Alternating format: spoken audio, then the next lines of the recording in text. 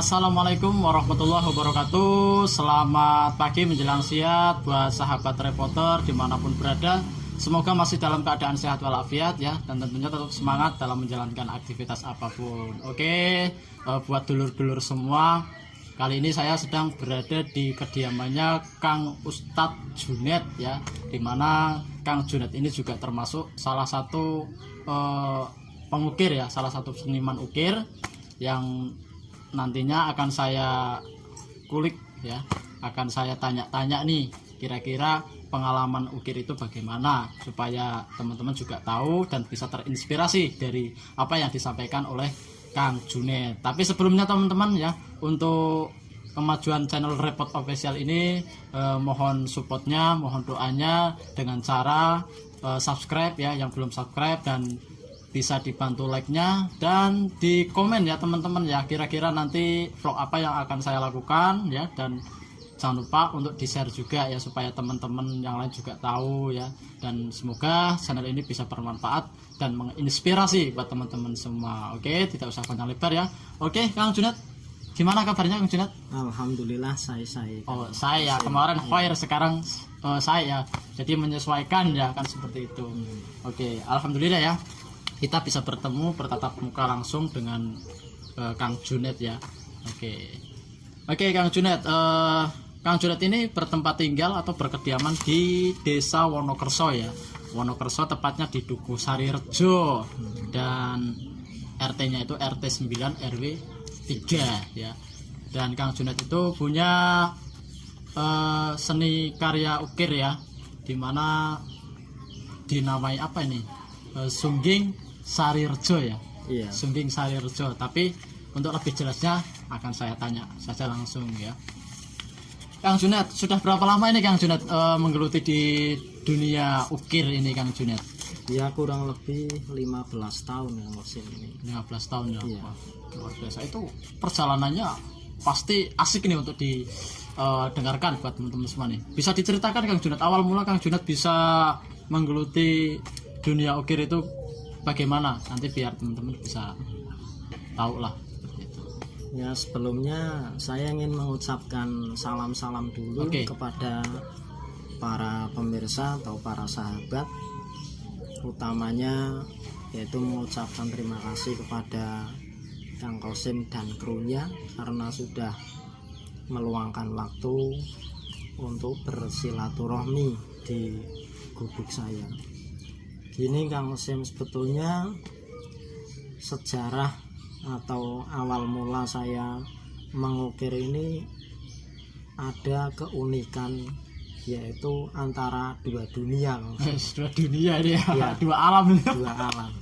Jadi alam nyata ketika dibicarakan masuk akal, dan ada alam gaibnya ketika dibicarakan ini memang harus seorang itu mempunyai keimanan. Jadi awal mulanya saya itu tidak pernah kenal di dunia ukir, bahkan tempat ukirnya yaitu di Jepara.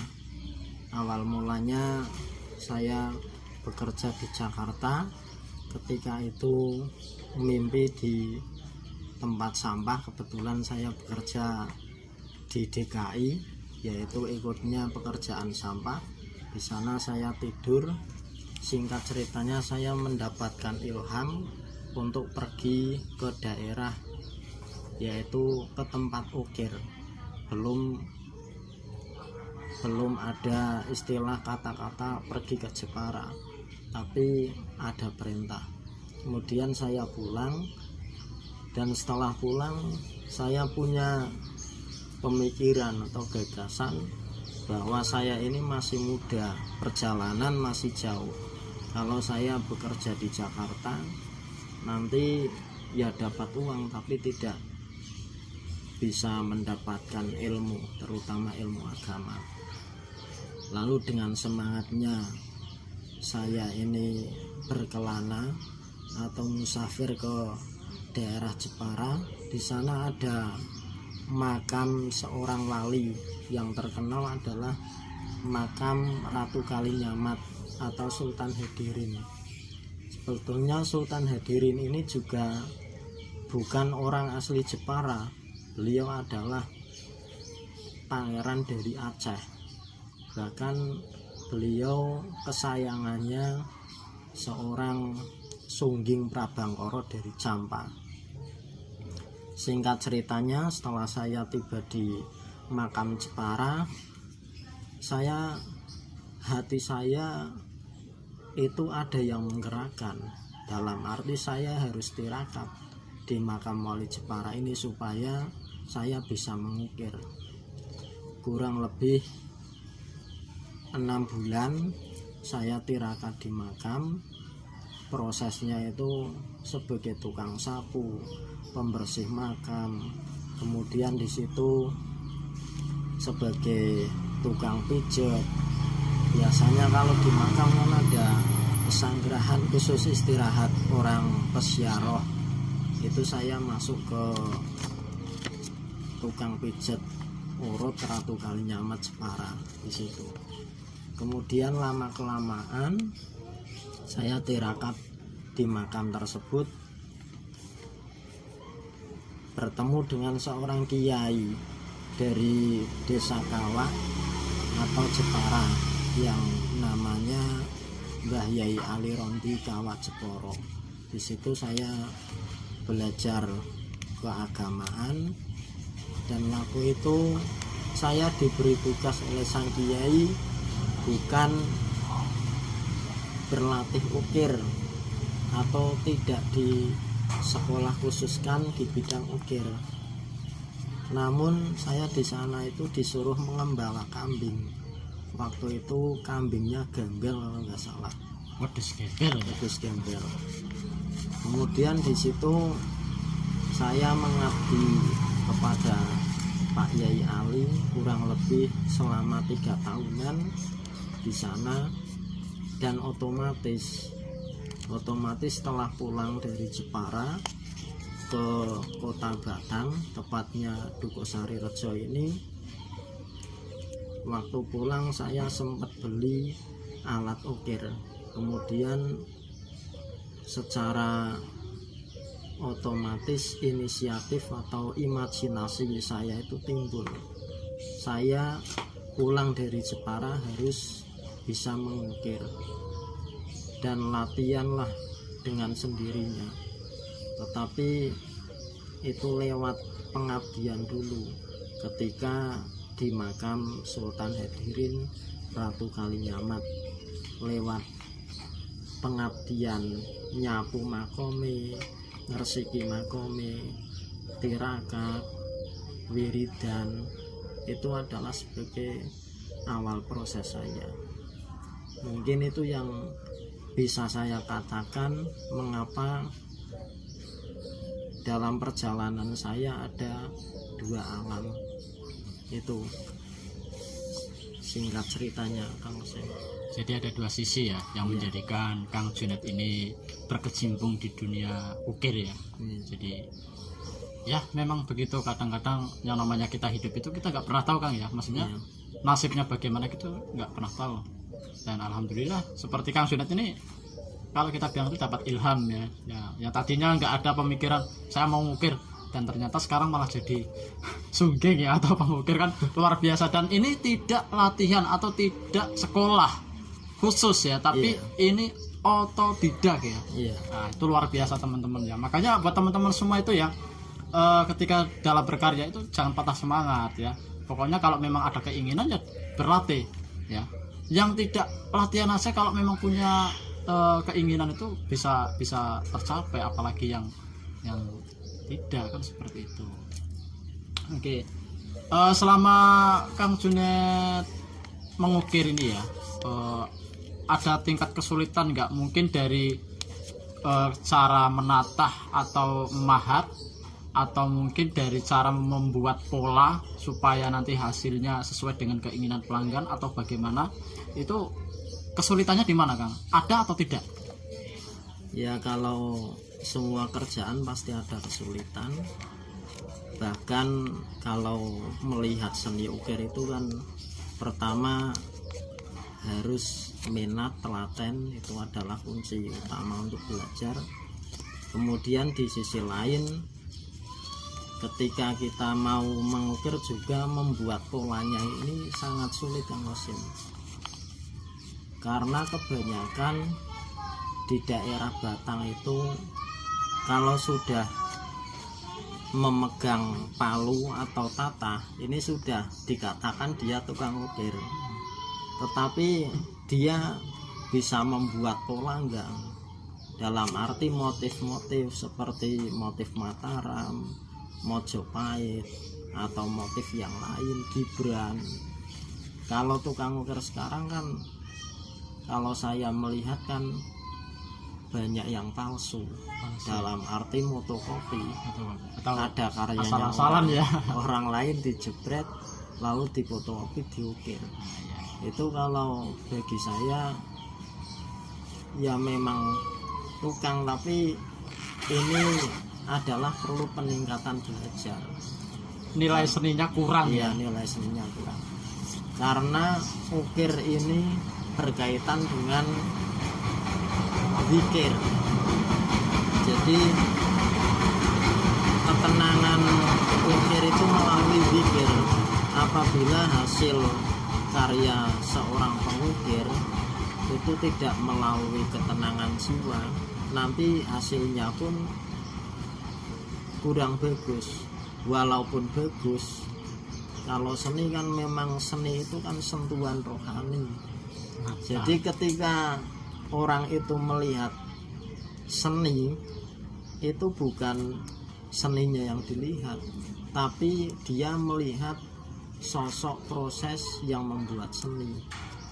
Kalau seniman Jawa atau pewalian itu memang kayak gitu. Istilahnya kalau orang itu sudah terkenal, punya nama, walaupun karyanya itu tidak bagus, harganya mahal.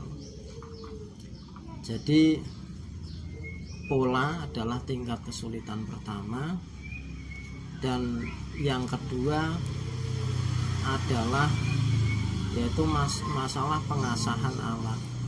Jadi ketika alat itu kumpul, ini seorang pengukir harus bisa mengasah alat tersebut, karena alat ukir itu kan beda dengan alat lain. Seperti tukang kayu itu kan punya alat ukir semacam ini.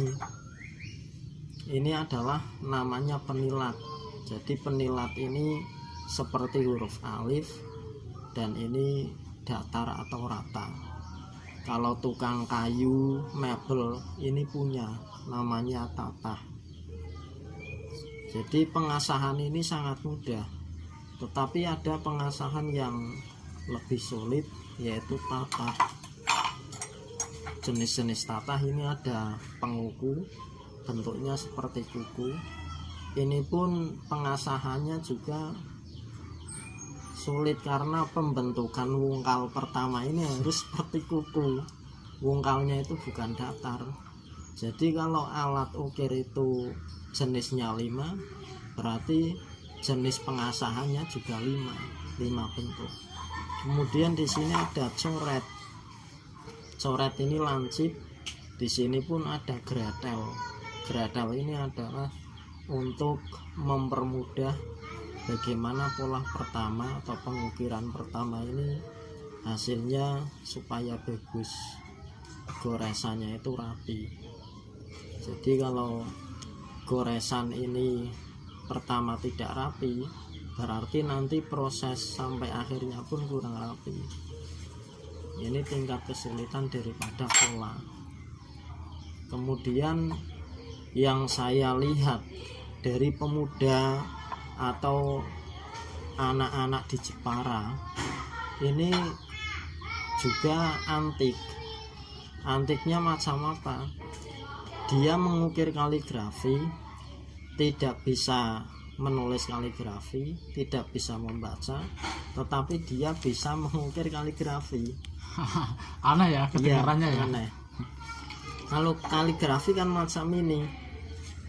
Jadi kalau tidak bisa membaca, beliau memang pikirannya itu memang cerdas. Ini ada alif, ini ada lam, yang diputus ini adalah alif atau lamnya, ini ada lekukan kol, ini ada penilat. Dia tidak bisa membaca, tetapi dia benar dalam penatahan. Ini adalah keanehan bagi saya sendiri yang pernah belajar di Jepara. Jadi saya menghimbau kepada para pengukir di Kabupaten Batang, khususnya untuk masalah kaligrafi, ini ada pelengsengan khusus.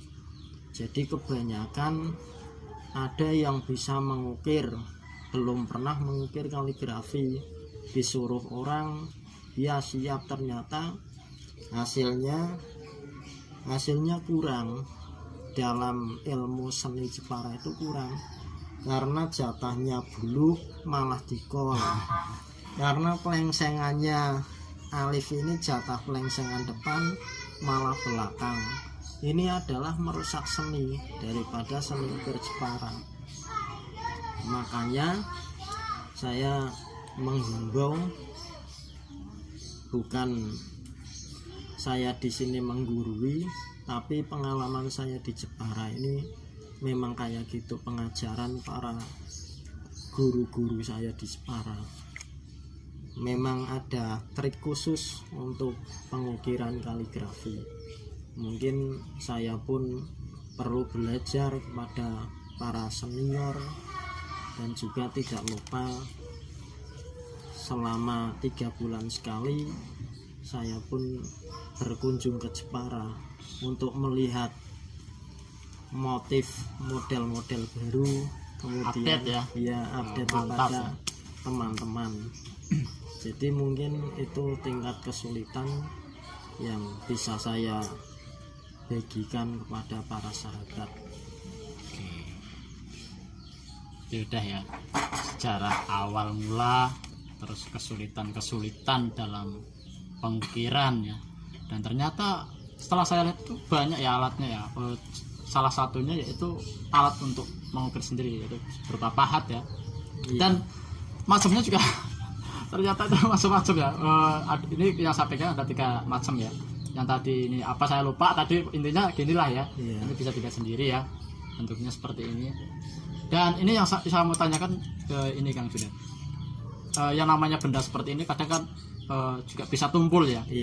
Apakah Kang Junet ini mengasah sendiri ataukah memang ada ahlinya khusus untuk pengasahan alat ukir ini? Kalau alhamdulillah saya setelah pulang dari Jepara itu memang sudah bisa mengasah sendiri Kang Osim.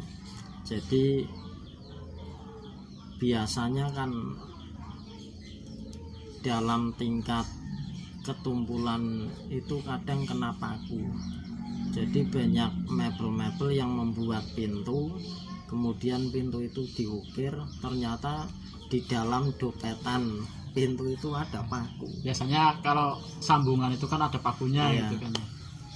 Itu kadang kecelakaan besar lah bagi saya, karena tumpulnya alat ukir kita khususnya untuk coret ini adalah kerugian besar bagi tukang ukir, karena coret itu kan istilahnya yang paling aktif. Pola pertama harus melalui coret, pola terakhir atau finishingnya juga melalui coret, kekewasan juga coret. Kalau coret ini sudah tumpul, di daerah Batang pun belum ada yang menjual khusus, harus lewat atau pesan. Jadi ini Jepara. Alat dari Jepara langsung ya? Iya langsung. Tapi dari asalnya ya, mungkin di daerah Batang ini ada, cuma ya kalaupun ada mungkin saya kira ya masih tiruan atau apa. Karena bukan sembarangan ini, walaupun bentuknya hanya sekedar besi ya. Jadi seperti itu teman-teman. Oke Kang Junet, kita beralih yang lain ya. Maksudnya tadi kan sempat sudah ngomongin alat juga ya, kesulitan Dan yang ingin saya tanyakan juga mengenai kayu ini Kang. Untuk para pelanggan itu biasanya memesan ukir itu yang sering dipesan itu kayu jenis apa Kang?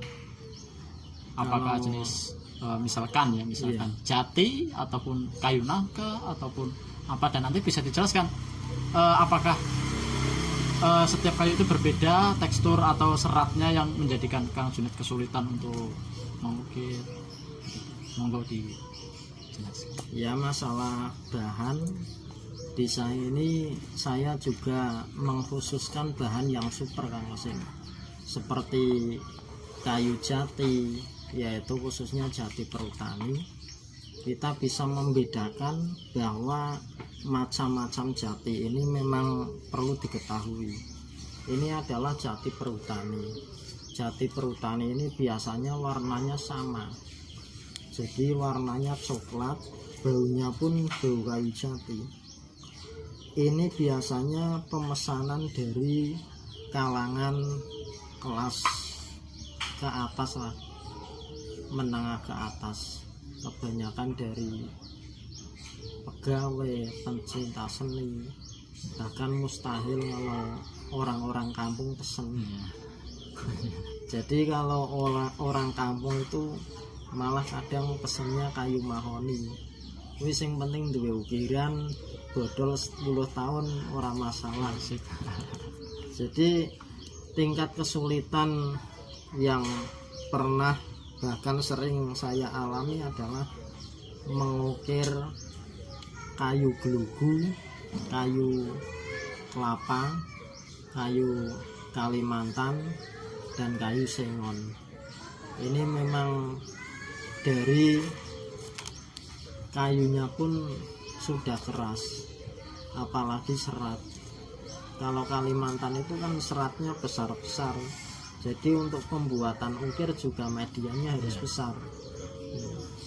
Tapi kalau kayu jati ini media motif kecil pun bisa, karena kayu jati ini ada minyak. Di samping ada minyak juga, kalau ditata itu mudah, tidak mudah, ora getas nek cara wong Jawa. Jadi kalau orang beranggapan kalau kayu jati itu keras, susah untuk dipahat, justru ini keunikan dari kayu jati ya. Kayunya itu keras tapi mudah untuk dibikin pola ya, untuk dibentuk ya kan, seperti itu. Jadi intinya setiap kayu itu ada tingkat kesulitan masing-masing ya. Dalam artian kesulitan ketika ingin membentuk pola ataupun bentuk lainnya kan, seperti itu kan. Oke, begitu teman-teman ya. Jadi kita bisa tahu ya, inilah jenis-jenis kayu juga sebenarnya punya banyak perbedaan ya untuk seratnya. Dan gini Kang Junet, selain kaligrafi terus ukir-ukiran semacam pintu-pintu dan lain sebagainya, saya lihat di belakang Kang Junet ini yang unik ini, boleh saya ditunjukin itu Kang? Itu asik ya. Itu ini adalah salah satu tokoh wayang ya, tokoh wayang yang ada di Kabupaten Batang ya. Ini Canos ya. Ini unik ya, karena kok bisa gitu loh dibentuk wajah ya kan. Ini terbuat dari kayu apa ini Kang? Ini saya buat itu kayu pelem Kang Osim. Mangga. Oh. Ringan ya mangga itu ya. Mangga itu ringan, harganya kayu juga murah, dibuat juga gampang. Saya pengen megang satunya tuh Kang ya. Ini yang unik ini nih. Ini tokoh legendaris ya. Kalau di Pawayang itu ada yang namanya Limbo ya, ada yang namanya, kalau di Kabupaten Batang ya, ini Canos yang dipegang Kang Junet ya. Nah, unik ya teman-teman ya. Wah, ternyata Kang Junet itu bukan hanya sekedar mengukir semacam kaligrafi dan lain sebagainya, tapi Kang Junet bisa membentuk sebuah wayang ya, tokoh wayang. Nah, ini salah satunya, ini nggak tahu kalau nama aslinya siapa, saya nggak tahu. Unik ya, Daona apa ya. Wah, luar biasa ya. Nah, itu. Jadi seperti ini hasil karya dari Kang Junet ya. Ini bentuk wayang ya, wayang golek ya. Mungkin lain waktu bisa bikin cepot ya yang dari Sunda ya. Ini kan dari Jawa Tengah ya, khususnya Kabupaten Batang. Terus asik ya. Oke, selanjutnya saya mau ngobrol-ngobrol lagi nih Kang Junet. Untuk pemasaran ini Kang Junet. Iya. Untuk pemasaran ini apakah ini kan zamannya udah zaman modern, apakah Kang Junet itu mengandalkan istilahnya online, posting gitu loh, apakah cuma kabar-kabar burung saja? Misalnya ada teman Kang Junet yang tahu kalau Kang Junet ini adalah seorang pengukir, terus ngomong sama teman-temannya dan bisa diketahui banyak orang. Ya, ini untuk pemasarannya gimana Kang? Iya, kalau pemasaran sementara dari orang ke orang Kang Kosim. Jadi contoh misal jenengan pesen ukir, nanti tetangga jenengan tanya pesen di mana gitu. Jadi memang saya belum lewat media sosial, entah itu di FB atau teman-teman yang memasarkan ini memang belum, karena saya lihat belum dipasarkan lewat media sosial pun kebanjiran order Kang Kosim. Ya, biasa. karena saya kan orderannya kebanyakan di masjid. Jadi masjid itu kalau ruangannya ukurannya 80 meter, berarti biasanya si takmir masjid itu kebanyakan pesen surat Yasin atau Fatihah dan seterusnya. Itu pembuatannya pun hampir 8 bulanan. Tergantung tingkat kesulitan Ya, atau bagaimana? tergantung tingkat kesulitan dan panjang daripada ukuran ruangan masjid tersebut. Jadi di sini saya pun bekerja sendiri, membuat pola sendiri, mengukir sendiri, mengamplas sendiri.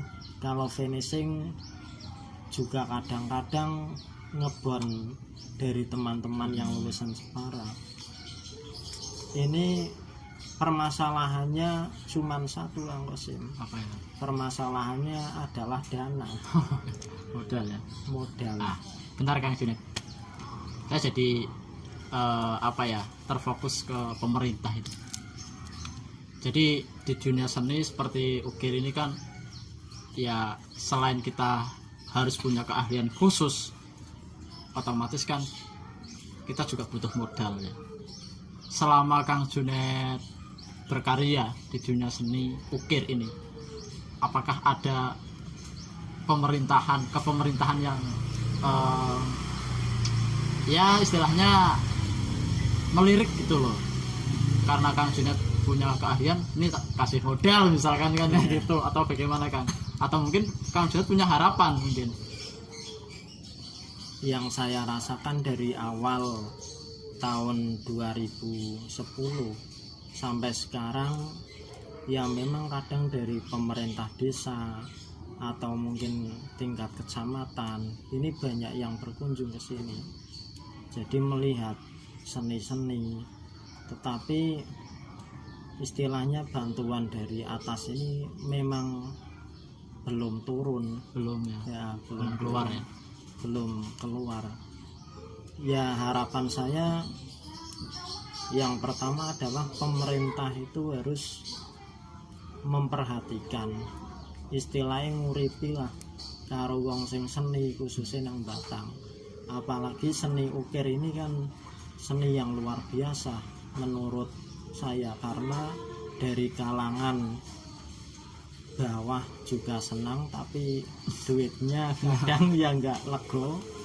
Kedua, dari kalangan menengah ke atas juga hobi.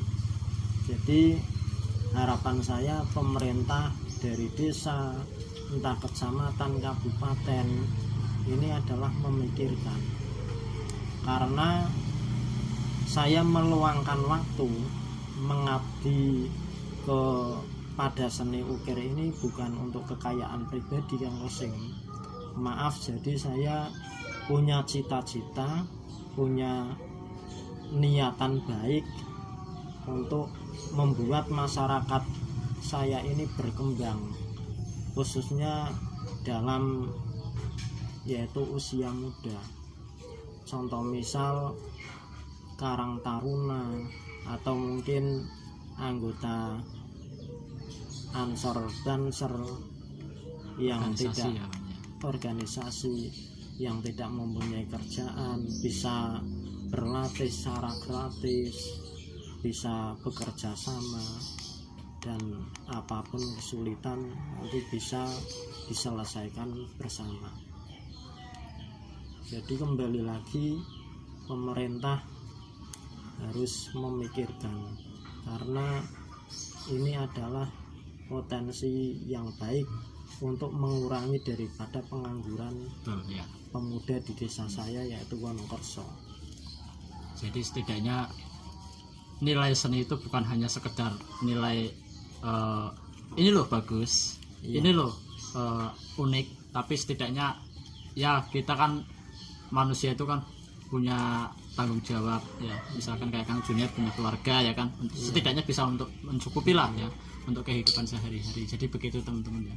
Ya mudah-mudahan dengan di channel Repot Official ini ada pihak dari kepemerintahan ya yang bisa setidaknya melirik atau peduli, dan nantinya bisa ada keringanan mungkin, atau mungkin ada program-program untuk pemuda yang punya bakat seni ya, salah satunya seni ukir ini dan seni yang lain seperti itu.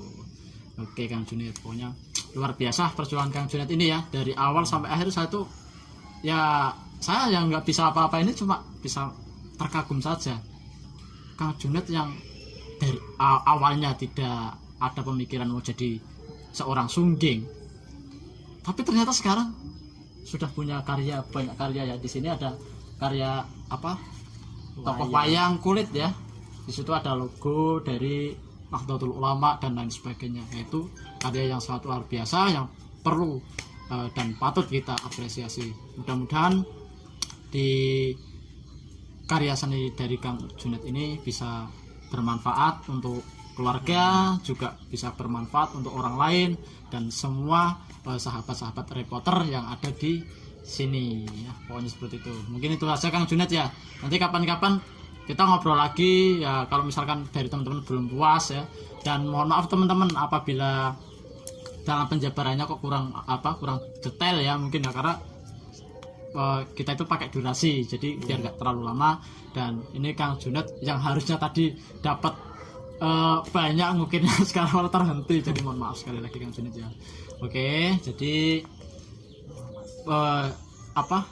pelajaran yang kita dapat hari ini adalah kesabaran, ketelatenan ya kan, karena tidak mungkin manusia hidup di dunia itu tidak ada sebuah perjuangan.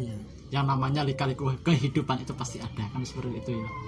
Dan istiqomah pun harus dipunyai seorang pengukir Kang Mesin. Istiqomah ya. Jadi ketika garapan sepi kita juga harus istiqomah. Jangan profesinya ukir, tidak ada kerjaan kita ngurusin iya betul istiqomah, mencari teguh pendirian ikan, ya. Walaupun orderan sepi ya tetap berkarya ya, karena kita yang namanya rezeki nggak pernah tahu Kang Junid ya, datangnya kapan ya kan, seperti itu. Jadi pokoknya ya itu tadi ya, jadi sabar, telaten, istiqomah, seperti itu teman-teman ya. Yang terakhir Kang Junid, mungkin ada pesan atau saran buat teman-teman di rumah biar tambah semangat ya untuk karyanya, entah itu dalam aktivitas apa, dalam karya apa, mungkin bisa disampaikan kepada teman-teman. Nah, yang pertama adalah, pesan pertama saya adalah keistiqomahan ini harus kita miliki, karena kata para kiai itu istiqomah itu lebih baik daripada 1000 karomah. Dan sebaliknya, kalau kita tidak melakukan istiqomah, kita ini pasti jadi orang konyol. Karena man ahaba intikal min alamatil konyol. Orang yang pindah-pindah atau tidak istilah teguh pendirian ini nanti akan jadi orang konyol. Jadi pesan yang kedua di sini, niat dan semangat juang atau semangat mencari ilmu ini adalah sebagai dasar lah kalau kita sebagai pemuda. Mengapa saya berbicara demikian? Saya ini tidak pernah punya cita-cita membuat sejarah yang besar. Karena apa? Karena pengalaman saya di Kalimantan itu pernah mengukir kerajaan Selimbau di Kalimantan Barat. Luar biasa, Dan ya. di sana ada tulisan Kang Junet Sungging, orang Kabupaten Batang. Jadi Kabupaten Batang ini di Kalimantan Barat, khususnya kerajaan Selimbau, ini sudah mengenal saya orang Sarirejo. Luar biasa. Jadi dari pemerintah Kabupaten Batang mungkin belum pernah mendengar, tapi ya. saya pernah berkarya di sana. Jadi ini adalah sebagai motivasi bagi teman-teman saya yang profesinya mungkin sama tukang ukir. Jangan pernah berhenti ketika kita mempersembahkan karya kepada masyarakat. Itu mungkin yang bisa saya sampaikan ya Mas. Luar biasa Kang Junet. Saya nggak nyangka sampai Kalimantan Barat kerajaan, teman-teman ya. Ini bukan hoax ya teman-teman, tapi ini nyata. Dan buat teman-teman yang mungkin suka dengan dunia ukir ya, Kang Junet juga menerima pelatihan ya. Dan buat teman-teman yang pengen pesan ukiran entah bentuk apa saja lah ya, bisa hubungi Kang Junet. Nanti akan saya tulis di deskripsi nomor HP-nya, dan juga bisa yang dekat terutama ya, bisa secara langsung datang ke tempat atau ke kediaman dari Kang Junet supaya biar lebih puas lihat hasil karyanya. Oke teman-teman, semoga bisa bermanfaat tayangan ini ya. Terima kasih Kang Junet ya atas waktunya ya. Oke, mungkin itu saja. Kurang lebihnya mohon maaf apabila ada tutur kata, tingkah laku yang tidak berkenan ya, karena kita hanya manusia biasa yang dimana kesempurnaan hanyalah milik Allah Subhanahu wa taala. Mungkin itu saja. Raja Wali dari Irian Jaya. Terima kasih atas perhatian Anda ya. Billahi taufiq wal hidayah. Wassalamualaikum warahmatullahi wabarakatuh. Salam dari Sam Hosekaf dan Kang Junet si Sungging Sarirejo. Bye.